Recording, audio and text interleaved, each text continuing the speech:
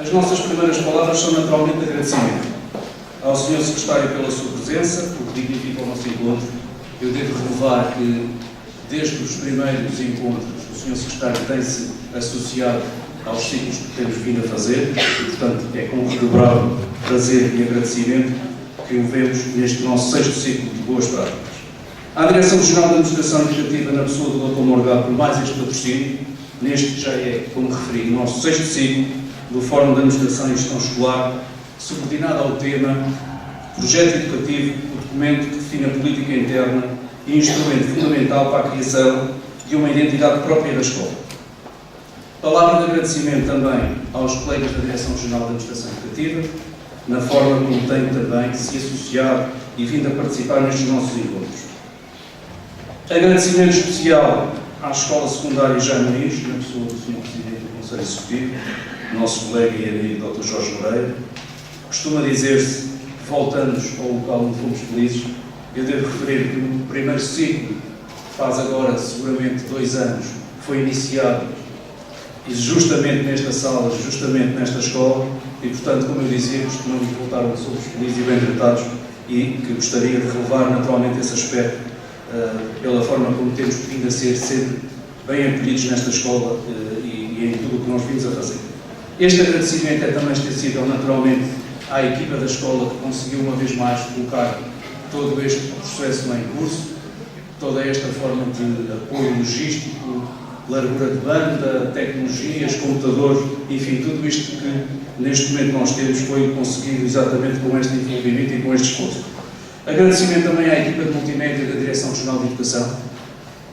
Desde o primeiro momento, no anterior ciclo, pedimos o apoio, neste disponibilizaram-se de imediato e, como veem, temos aqui montada uma estrutura que nos permite uma gravação online e uma gravação áudio e vídeo que nos permitirá, dizia eu, colocar online todo este fórum no nosso site e, portanto, também a este nível o nosso agradecimento. Uma saudação também especial ao Porto Santo, e esta é uma forma também de entrarmos em contato com o Porto Santo.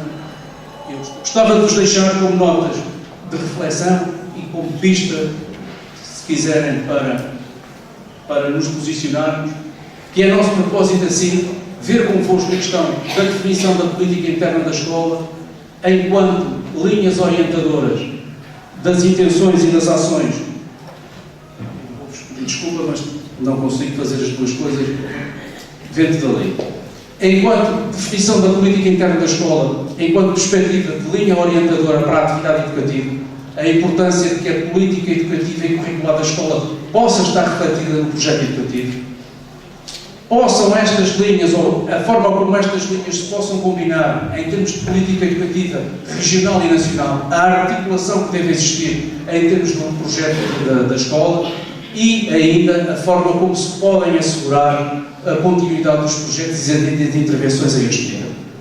Ao nível da identidade própria, gostaríamos muito de convosco refletir sobre a forma como se pode, através do projeto educativo, adequar o quadro legal de autonomia que existe àquela que é a realidade concreta da escola e, simultaneamente, apresentar enquanto modelo global os objetivos que a escola pretende afirmar-se e ainda ter no projeto educativo um instrumento de gestão como referência de coerência e de unidade educativa da escola. Estas são, se quiserem, as linhas de força que nos guiarão hoje e é, de alguma forma, as pistas que nós gostaríamos de lançar antecipadamente para ouvirmos dos colegas e para ouvirmos de todos vós a vossa posição. Finalmente, e como ponto de partida para aquilo que foram desafiados os colegas, deixaremos aqui em aberto as questões que certamente nos poderão vir a ser esclarecidas pelos intervenientes. As perguntas-chave, se quiserem, que nós nos pareceram relevantes a afirmar, serão até que ponto o projeto educativo nasce mais do que uma construção feita pelos gestores da escola, por aqueles que estão nos órgãos da escola, e é fruto de um reconhecimento por parte de toda a comunidade. Que tipo de participação existiu, que tipo de envolvimento existiu e existe na atualidade relativamente àquela escola e relativamente àquele projeto. Até que ponto o projeto estabeleceu um quadro de princípios teórico ou, por sinal, é um documento que permite ajustamento e permite, fundamentalmente, uma coisa que nos pareceu importante, não vincular aquela que é a prática educativa que na determinada escola existe. Portanto, saímos de um quadro demasiado teórico para um quadro prático e de um instrumento prático. E, finalmente, enquanto documento, até que ponto é o mesmo inalterável, é o mesmo passível de alterações, ou é o mesmo, se por outro lado, é um documento passível de alterações, se essas alterações são também de tal forma frequentes que não permitem ter um conhecimento relativamente ao próprio documento. E, para terminar, em que medida pode ou deve o projeto educativo contribuir para a eficácia escolar? Eu chamo a atenção que o vocábulo eficácia não é por acaso, a ideia que nós temos não é de eficiência no sentido quantitativo, mas eficácia no sentido qualitativo. Até que ponto o instrumento do projeto educativo pode, em determinada escola, contribuir para uma eficácia que, no fundo, aquela organização pretende. Esta é, grosso modo, as linhas que nós gostaríamos de vos deixar. Vamos certamente assistir a um debate rico e enriquecedor. Da minha parte, quero naturalmente, uma vez mais, agradecer a vossa presença, que naturalmente muito dignifica o nosso encontro.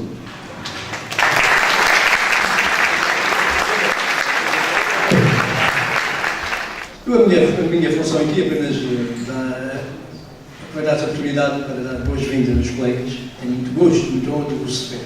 É essa a minha função. Está sempre disponível para acolher os colegas que têm um trabalho meritório, importantíssimo, na direção das escolas, que às vezes nem sempre a comunidade reconhece. Este é um papel fundamental no disputar de dinâmicas, de boas práticas são fundamentais. Agradecer aqui à Sra. Educação e elogiar este incentivo, mais uma vez, este ciclo de boas práticas, e acho que está na altura exata. Estamos a terminar um ciclo das escolas secundárias, de modo geral, de eleições, em junho, provavelmente, e, portanto, logicamente, o projeto educativo é uma meta para um novo ciclo. Convém não só melhorá-lo, afeiçoá-lo, mas também apresentar um projeto que seja condigno e possa realmente mobilizar a escola para o sucesso educativo.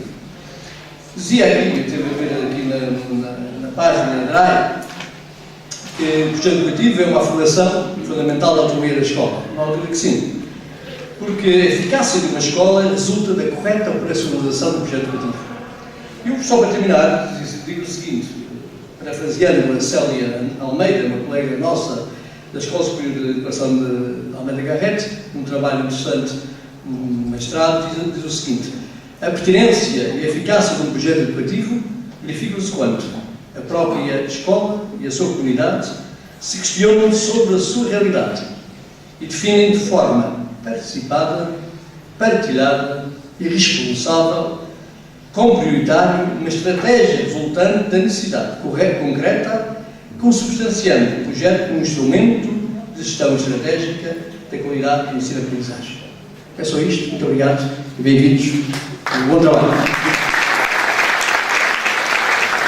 Muito boa tarde a todos. Sr.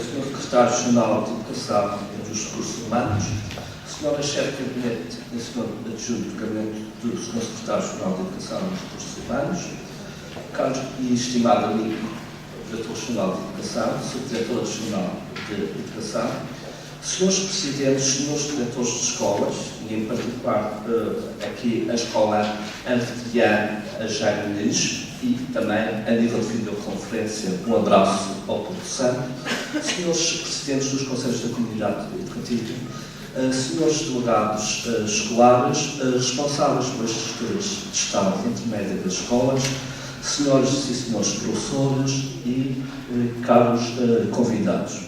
Eu desde já queria dar-vos as boas-vindas que já foram feitas pelo meu colega a este sexto ciclo de boas práticas e desta forma refletirmos sobre a identidade da escola num tema central que reveste o projeto educativo.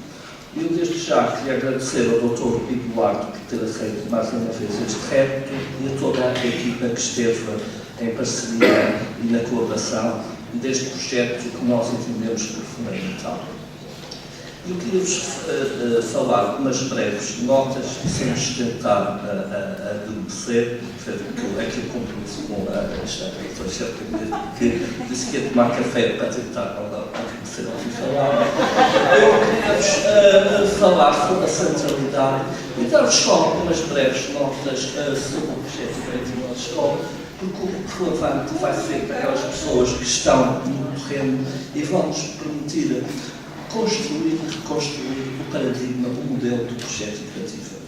Entendo que a escola pública, a autonomia constitui uma matriz fundamental e, no fundo, é o poder reconhecido pela administração educativa de tomar decisões no domínio estratégico, pedagógico, administrativo e financeiro e organizacional no quadro do projeto educativo. Porque nós estamos a falar de escolas e nós estamos a falar de unidades orgânicas.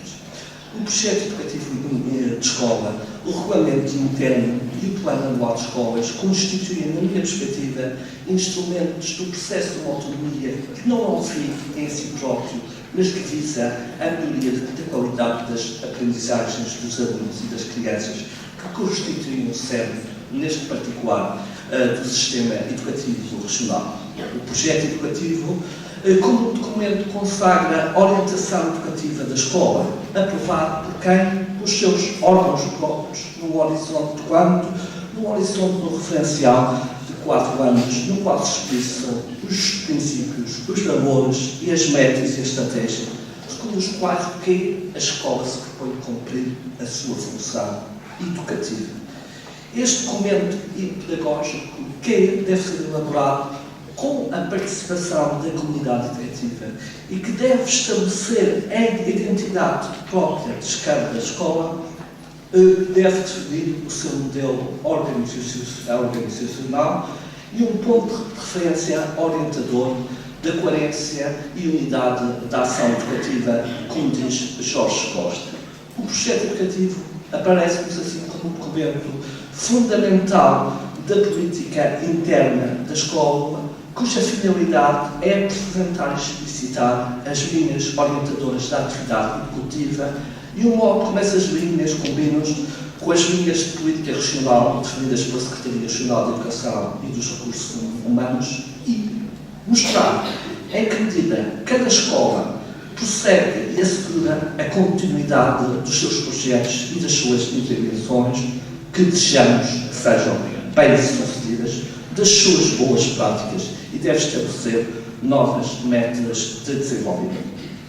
Em suma, vamos refletir sobre um projeto que mostra sobre o que e como a escola reflete ao analisar-se a si própria, qualifica o plano de ação que pretende desenvolver para se manter e, acima de tudo, melhorar a qualidade de um serviço que nos afigura por essencial, que é o Serviço Público de Educação.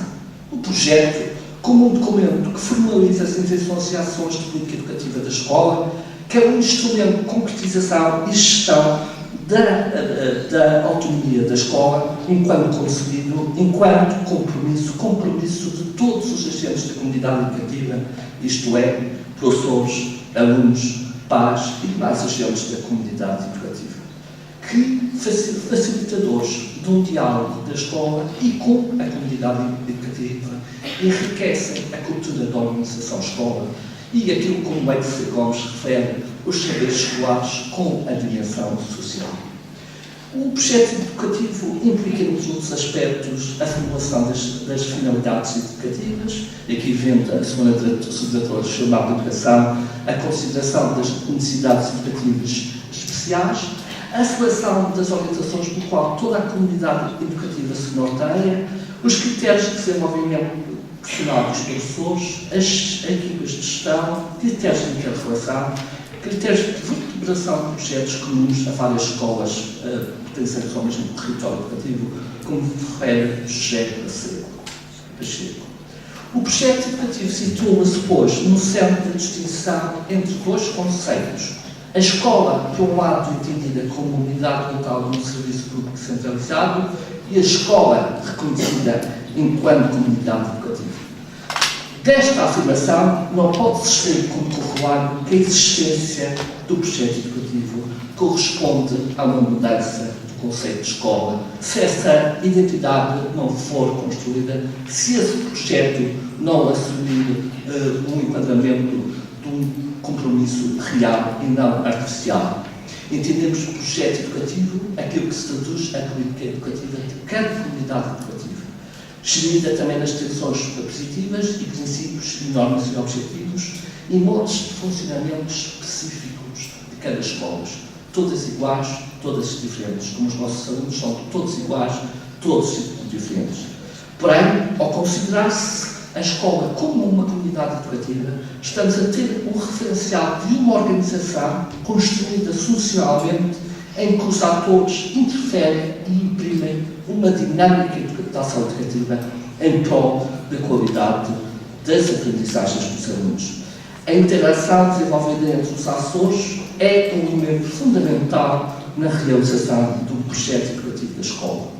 O projeto educativo constitui-se, de facto, um instrumento institucional da organização, a médio e a longo prazo, deve, na minha perspectiva, enquadrar um diagnóstico interno e externo da escola, expressar as decisões estratégicas no quadro do sistema educativo regional e da política definida pela Secretaria Regional de Educação e dos Recursos Humanos e, acima de tudo, expressar a sua própria identidade, os objetivos estratégicos da organização escolar, assumindo-se ao mesmo tempo uma coerência interna e externa.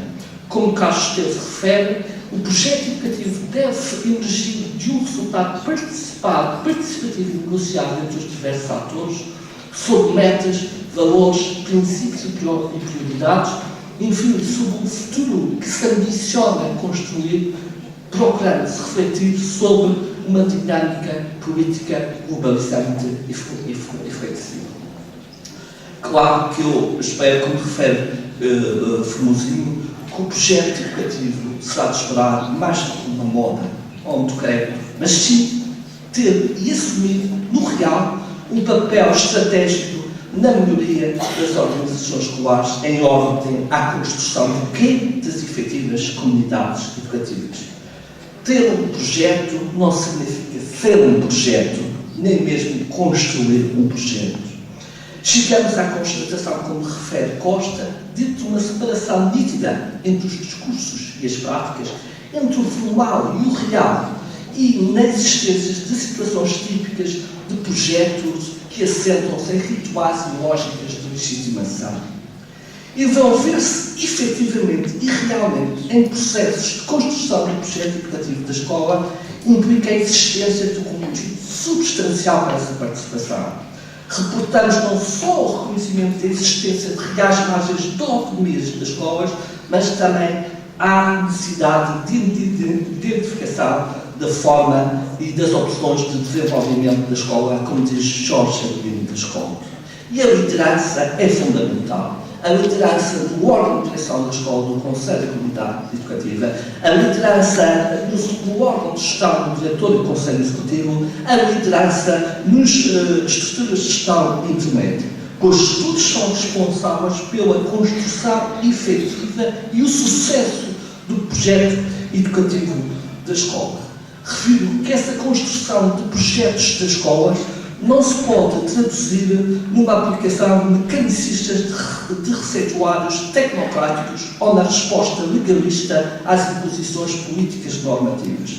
Caso contrário, iremos resvalar para aquilo que é referido como uma mera ritualização, como um mero artificialismo processual, como classifica Jorge Adelino das Costas. É preciso centrar na efetiva construção desses projetos. As escolas devem investir num trabalho colaborativo. Não podemos ter projetos que tudo dizem e que muito raramente comprometem alguém. O projeto educativo, na nossa perspectiva, deve constituir um compromisso a expressar a identidade da escola. Para quê? Para a melhoria da qualidade das aprendizagens dos alunos, e esperamos que estas boas práticas tenham efeito multiplicador, não só no panorama regional, mas também a nível nacional. Bom trabalho, muito obrigado. Recursos Humanos e Administração Educativa, Sr. Diretor-Geral de Educação, Sra. Subdiretora-Regional de Educação, Dr. Eduardo, queria, nas vossas pessoas, em primeiro lugar, congratular-vos pela iniciativa mais esta iniciativa de realização deste 6º ciclo de boas práticas, desta vez subordinado ao tema projeto educativo, o documento que define a política interna e instrumento fundamental para a criação de uma identidade própria da escola. Queria cumprimentar todos os presentes, senhores presidentes dos conselhos executivos, membros da direção das escolas, diretores, delegados escolares, responsáveis pelos órgãos de gestão intermédia das escolas, professores, das escolas de ensino público, do particular, enfim, todos aqueles que acharam por bem aqui marcar presença, que agradecemos, para connosco refletir, para ajudarmos também a refletir sobre tão importante temática como é esta temática do projeto educativo. Muito obrigado também pela vossa presença. Eu, antes de tecer algumas considerações sobre o tema, propriamente dito, gostaria de realçar aqui a iniciativa e a forma como ela se desenrola. Subjacente à realização destes ciclos de boas práticas, há uma ideia de que vamos falar aqui sobre matérias que interessam à realidade de escola, sobre matérias que são estruturantes desta realidade de escola enquanto organização, e há uma ideia de que esta escola é feita por pessoas que se estabelecem em relações dinâmicas entre si, que se comprometem para atingir objetivos e que nessa dinâmica realmente dão vida e dão existência à realidade da escola. Ora, se entendermos a escola com esta dimensão, não faria sentido que, por um decreto legislativo regional ou por publicação de livros muito eruditos, estatuíssemos de uma forma vertical, dizendo que a escola deve ser isto. Pelo contrário, há subjacente à ideia de realização de ciclos de boas práticas a convicção de que esta escola faz com múltiplos contributos, com os contributos de todos aqueles que são os atores e que realmente desempenham um papel muito importante naquelas áreas pelas quais são responsáveis. Assim foi que já no passado falamos, ainda no último ciclo, falamos sobre o regulamento interno, antes tínhamos falado sobre as escolas básicas integradas, tínhamos falado sobre outros assuntos e desta vez então falaremos sobre esta realidade que é a realidade do projeto educativo. Temos para nos ajudar neste trabalho oradores, os quais agradeço, o Dr. Paulo Renato Silva, a Dra. Teresa Ramos, a Dra. Zulay, a Dra. Elizabeth Marote, o Sr. Armando Morgado, todos com experiência aos diversos níveis e que com certeza nos ajudarão a conduzir esta reflexão. Muito obrigado a todos.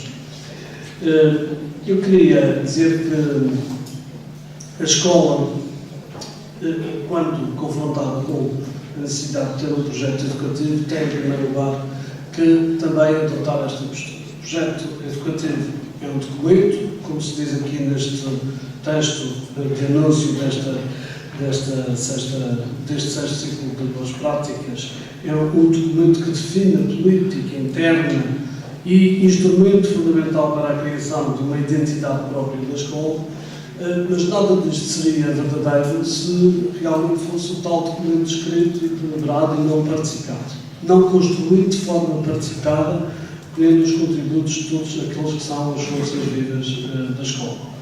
E, portanto, desde logo esta ideia de que o projeto educativo tem que ter esse cariz democrático neste sentido de nascer das bases para cima e nunca ao contrário.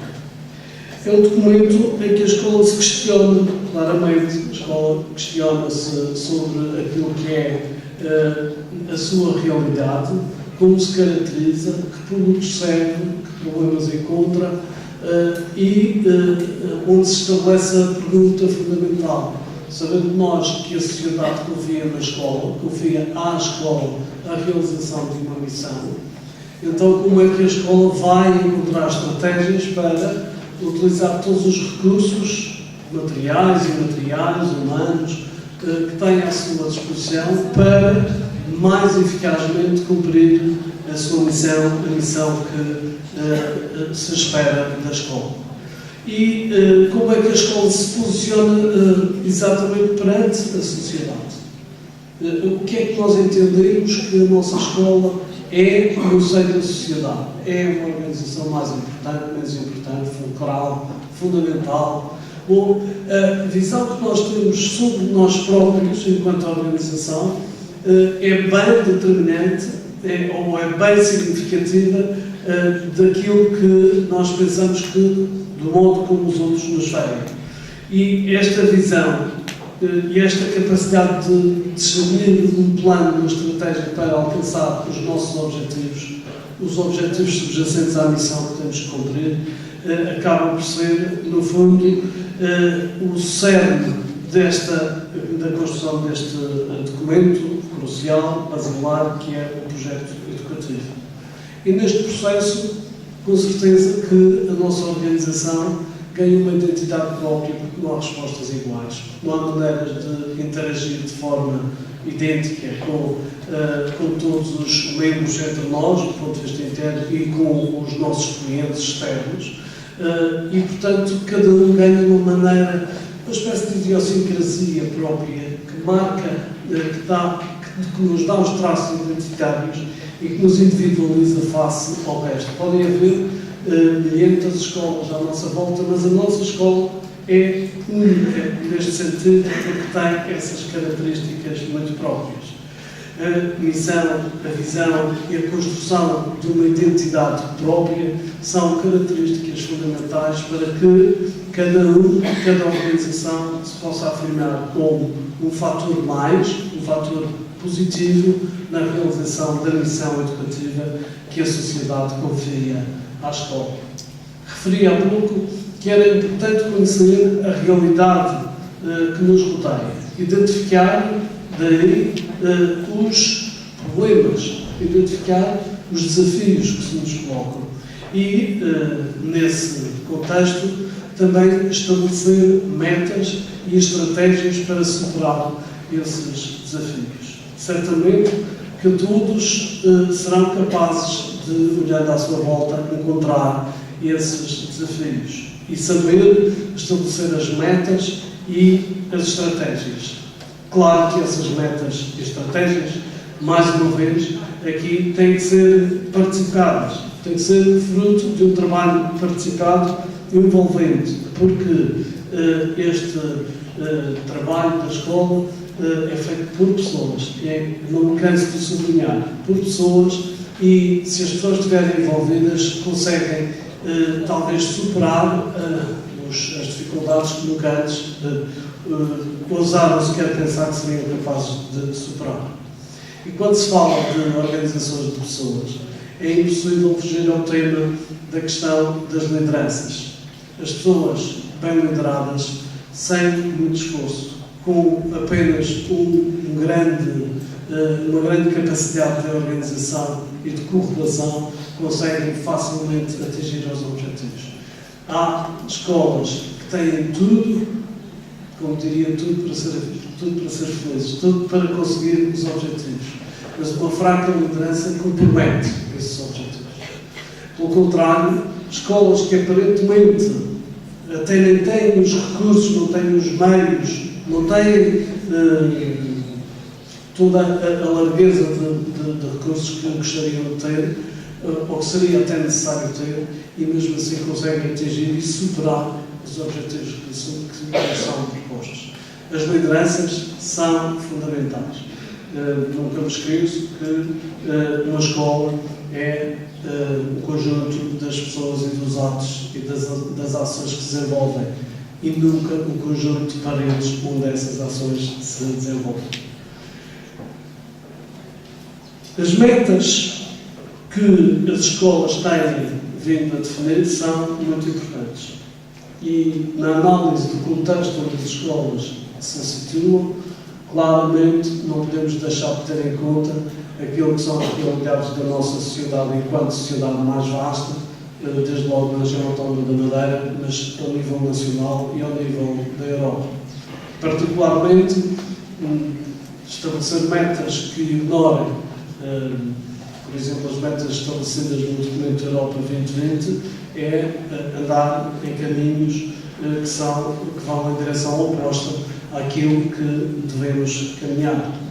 Nesse sentido, também a Madeira acompanhou aquilo que são metas mais globais e gerais a nível nacional e a nível da Europa, através, nomeadamente, do documento denominado Compromisso Madeira 2020, e é que metas como a redução do abandono escolar precoce, metas como a promoção do sucesso escolar, nomeadamente sucesso académico concreto, nomeadamente os resultados dos exames, que são os elementos utilizados para aferir a consecução destas metas, têm sido realmente muito sublinhadas pela importância que têm e por ser até uma medida justa para que, se nós viermos, como viremos, a ser avaliados globalmente enquanto sociedade, ao menos que o sejamos pelas medidas corretas, que afiram corretamente e comparem aquilo que é igual aqui e fora daqui. Portanto, as metas de redução do abandono escolar precoce, por um lado, são metas em que nós estamos profundamente empenhados e que só podemos realmente dar uma resposta positiva no sentido de prosseguir estas metas se tivermos uma consciência perfeita e um conhecimento perfeito, todos, no sentido de todos desenvolvermos as estratégias, cada um ao seu nível, para alcançarmos estes objetivos. Particularmente a questão do sucesso escolar, há medidas que não podem ser, nem devem ser, de maneira nenhuma, impostas ou ditadas a partir da Secretaria. Todas as escolas têm que encontrar uma estratégia que, e nós sabemos que em termos pedagógicos, em termos de gestão escolar, é sempre possível encontrar uma estratégia para superar os bons resultados do ano anterior e realmente fazer com que possamos situar-nos em níveis mais conformes com aquilo que são as nossas aspirações. Há medidas que são muito práticas. Ainda no início deste mandato, nós tivemos o ensejo de, a determinada altura, no primeiro ciclo, passar o inglês, que era tinha uma hora como complemento curricular, para a parte não curricular.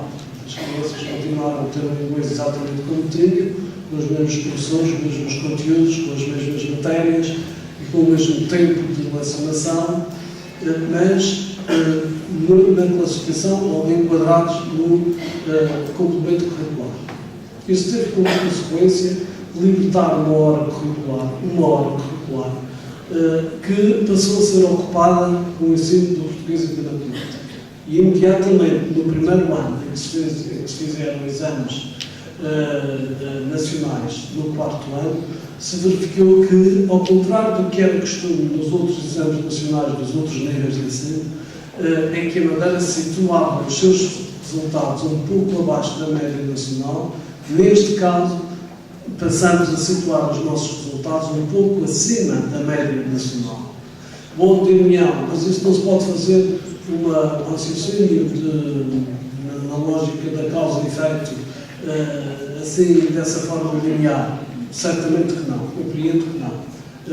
Nem pretendo dizer que uma coisa é consequência da outra unicamente, mas com certeza que não é alheio um resultado relativamente à medida que foi tomada. Digo isto apenas para servir de exemplo e para desafiar-vos também a pensar que nem tudo é obra do acaso. Há muitas coisas que nós podemos fazer, muitas estratégias e medidas que podemos adotar e que podemos esperançadamente e fundadamente esperar que dessas medidas surjam resultados. Temos, por exemplo, o tempo que é dedicado à formação pessoal e social. Dedicamos uma generosa quantia de horas no desenvolvimento do currículo a esta área importante da cidadania. Sabemos que muitas escolas têm optado por utilizar uma parte destes 4 tempos, por turma, por ano, ou um tempo no segundo ciclo, por turma, para o aprofundamento dos conteúdos, para acorrer aos alunos que têm mais dificuldades, ou nos anos em que há exames nacionais para melhor preparação específica para exames. E temos a esperança que esta estratégia será uma estratégia ganhadora, será uma estratégia que vai levar a resultados. Vamos esperar, vamos ver quais são as consequências, mas penso que se não formos arrojados o suficiente para tomar as medidas adequadas para que se alcancem esses objetivos, definitivamente já temos um não garantido. Se, pelo contrário, decidirmos adotar essas estratégias, eventualmente podemos não conseguir lá, mas ficamos todos tranquilos com a nossa consciência limpa que tudo fizemos para alcançar os objetivos. Podia falar aqui de outros objetivos que são matérias que a Secretaria tem tido como matérias e metas muito importantes. Proximamente iremos tornar público e, aliás, já lançamos o debate relativamente à questão da oferta formativa profissional no âmbito do ensino secundário. É uma matéria que carece de ser analisada, que carece de ser debatida e que precisa de recolher muitos contributos no sentido de ser reorganizada esta oferta para que possamos canalizar mais recursos para o sucesso educativo dos nossos alunos. Particularmente, neste momento, estamos na ordem dos 37%, são 37% dos alunos do ensino secundário que frequentam cursos profissionais e temos como objetivo que esse número seja aumentado para os 50%. Aqui também acompanhando aquilo que são políticas nacionais e metas no âmbito da Europa 2020.